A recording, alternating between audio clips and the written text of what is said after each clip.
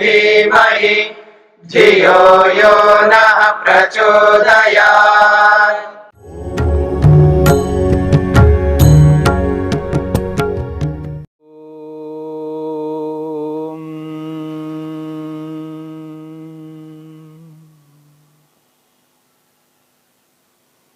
मन को एकाग्र करने के अलग अलग उपायों को लेकर के विचार चल रहा है।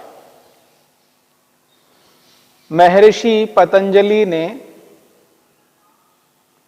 पिछले अनेकों सूत्रों से अनेकों उपाय बताए। मैत्री करुणा मुदितोपेक्षाणाम सुख दुख पुण्य पुण्य विषयानाम भावना तश्चित्त प्रसादनम, इस सूत्र से लेकर के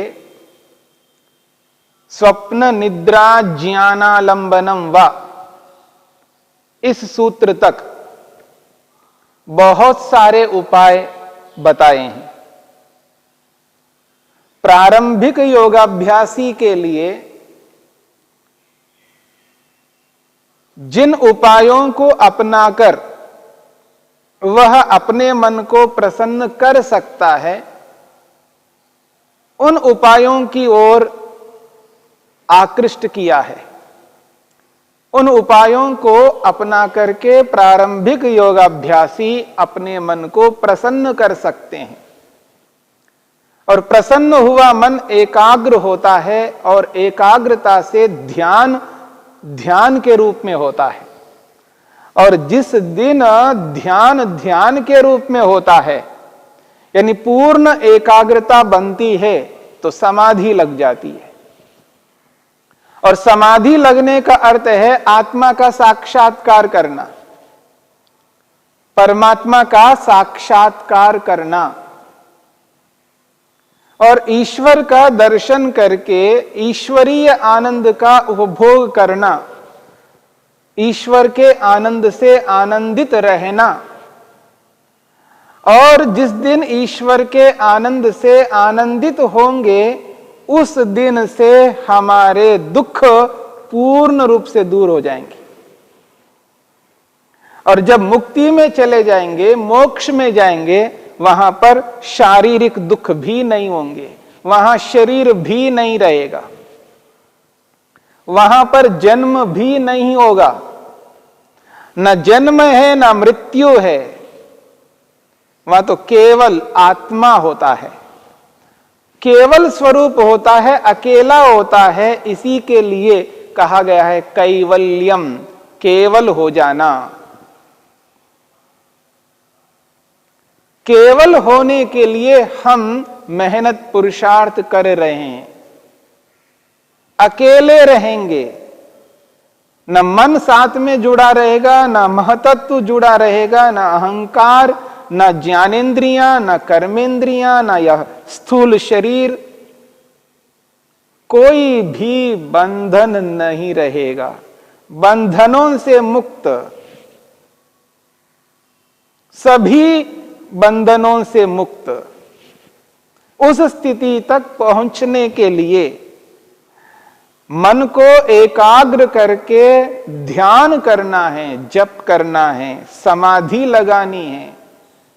समाधि लगाने के लिए मन का एकाग्र होना आवश्यक है, और मन की एकाग्रता मन को प्रसन्न किए बिना संभव नहीं है।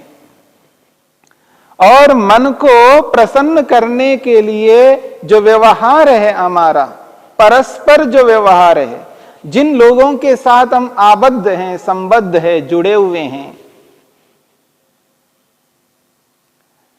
न केवल हम कुछ लोगों के साथ जुड़े हुए हैं, न जाने अरबों आत्माओं के साथ जुड़े हुए हैं, पूरे विश्व के साथ जुड़े हुए हैं। विश्व भर में जितने भी प्राणी हैं जो शरीरधारी है, मनुष्य शरीर में हो या मनुष्येतर योनियों में हो, उन सब के साथ हमारा एक संबंध है। आज हम जिस शरीर में रह करके जो कुछ भी कार्य करने में समर्थ हो रहे हैं, उसके पीछे अरबों आत्माओं का योगदान है। इसलिए जो हमारा जो व्यवहार होगा वो उचित व्यवहार होगा, अनुचित व्यवहार नहीं हो सकता। उचित व्यवहार में ही मन प्रसन्न रहेगा। इसके लिए महर्षि पतंजलि ने अलग अलग उपाय बताए हैं जिससे हमारा मन प्रसन्न रहे, शांत रहे, सात्विक बना रहे, चंचलता से, उद्विग्नता से, विक्षिप्तता से, मूढ़ता से दूर रहे। और इसके जो उपाय कहे गए हैं, मैत्री करुणा मुदितोपेक्षाणाम, इस सूत्र में 4 उपाय बताए हैं मन को प्रसन्न करने के लिए।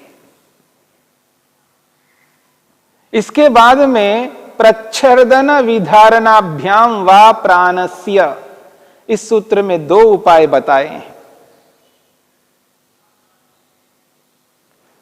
विषयवती प्रवृत्तिरुत्पन्ना मनसः स्थिति निबंधनी, इस सूत्र में 5 उपाय बताए हैं। विशोका वा ज्योतिष्मति, इस सूत्र में 4 उपाय बताए हैं।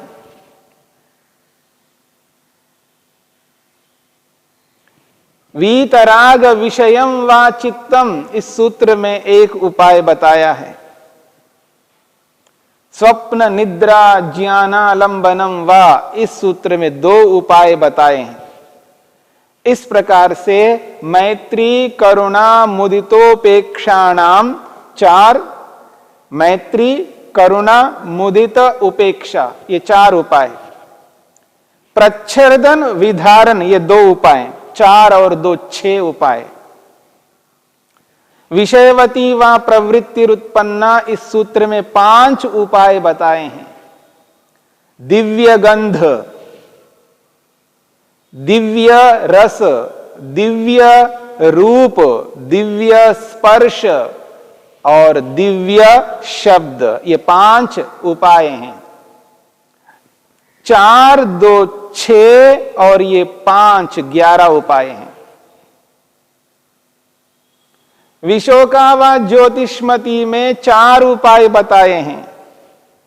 महतत्व रूपी बुद्धि, जिसमें मन को एकाग्र करने की बात कही है। मन के माध्यम से मन को जानने की बात कही है। अहंकार में मन को एकाग्र करने की बात कही है और अस्मिता आत्मा में मन को एकाग्र करने की बात कही है। विशोका व ज्योतिष्मति, इस सूत्र में 4 उपाय बताए हैं। तो 4, 2, 6, 5, 11 और ये 4, 15 उपाय। वीतराग विषयम वा चित्तम, वीतराग व्यक्ति को विषय बना करके मन को प्रसन्न एकाग्र करने की बात कही है। 15 और 1, 16 उपाय।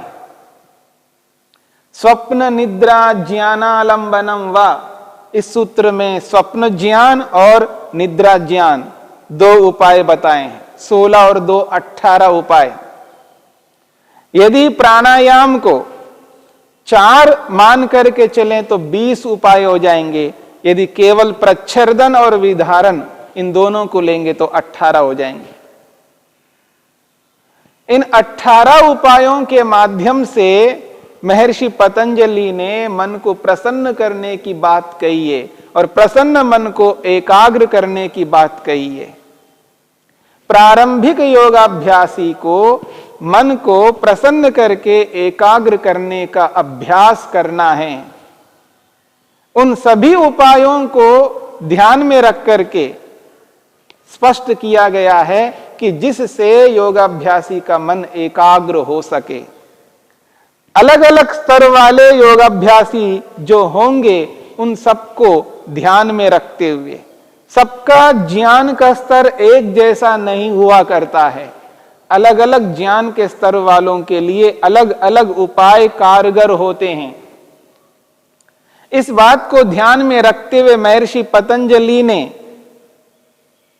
इन 6 सूत्रों में 18 या 20 उपायों को प्रस्तुत किया है और इन उपायों की व्याख्या करते हुए महर्षि वेदव्यास ने स्पष्ट कर दिया है, योगाभ्यासी को सुनिश्चित कर दिया है, उसके मन को स्पष्ट कर दिया है, मन इस प्रकार से एकाग्र हो सकता है। प्रारंभिक योगाभ्यासी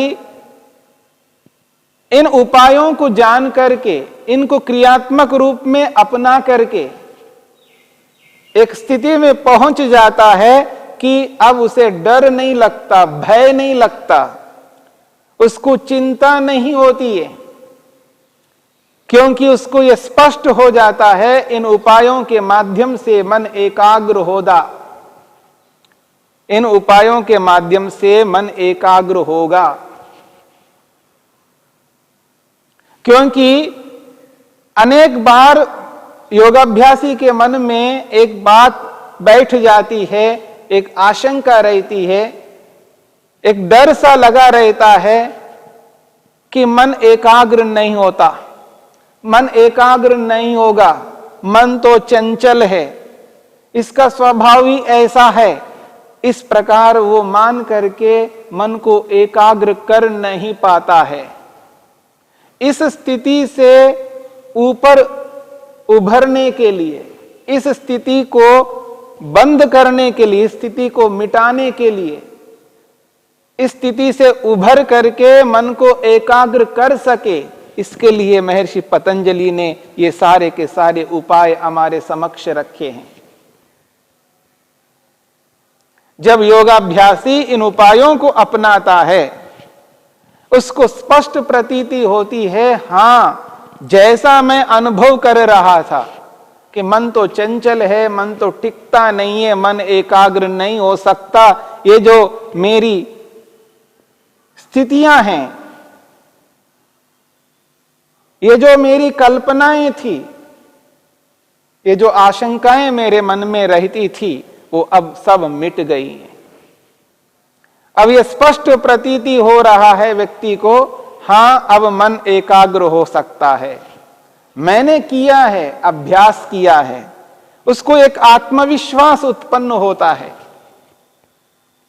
उस आत्मविश्वास से वो व्यक्ति अलग अलग उपायों को अपना करके और सुनिश्चित कर लेता है अपने आप को, हां, मैं किसी भी उपाय को अपना करके मन को एकाग्र कर सकता हूं।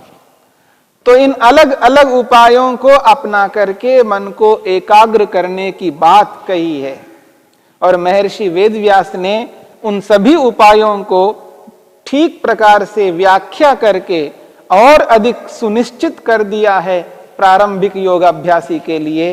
ऐसे उपाय को अपना लो और मन को प्रसन्न कर लो, प्रसन्न मन को एकाग्र कर लो।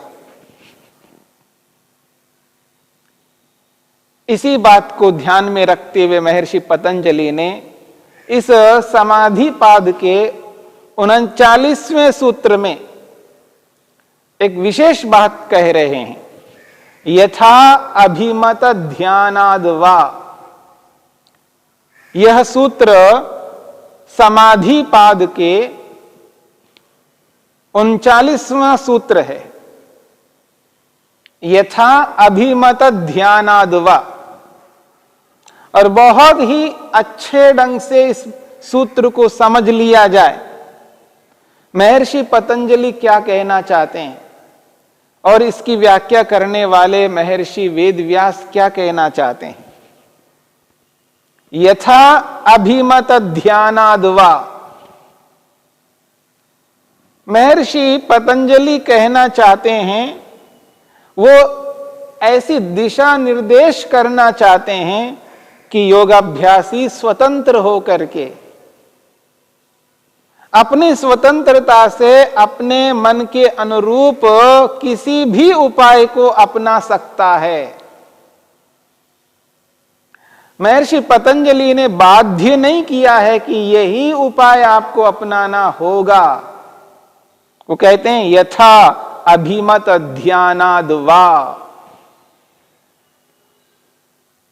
यथा का अर्थ है अपने अपने, अभिमत का अर्थ है मन के अनुकूल। अपने अपने मन के अनुकूल जो जो उपाय हो सके, ध्यानाद उस उपाय को अपना लेवें। यथा जो जो जैसे जैसे अपने अपने मन के अनुकूल, अभिमत का अर्थ है अपने मन के अनुकूल उपाय हो सकता हो, उस उपाय को ध्यानात अपना लेवें। अपने अपने मन के अनुकूल जो जो उपाय हो सके उस उपाय को अपना लेवे। यह है यथा अभिमत ध्यानाद्वा का अर्थ। यथा का मतलब जैसे, यथा का अर्थ है जैसे, जैसे अपने अपने, क्योंकि व्यक्ति अपने अपने ढंग से ही तो चलेगा। तो यथा अपने अपने, अभिमत अभिमत मन के अनुकूल, अभिमत का अर्थ है मन के अनुकूल।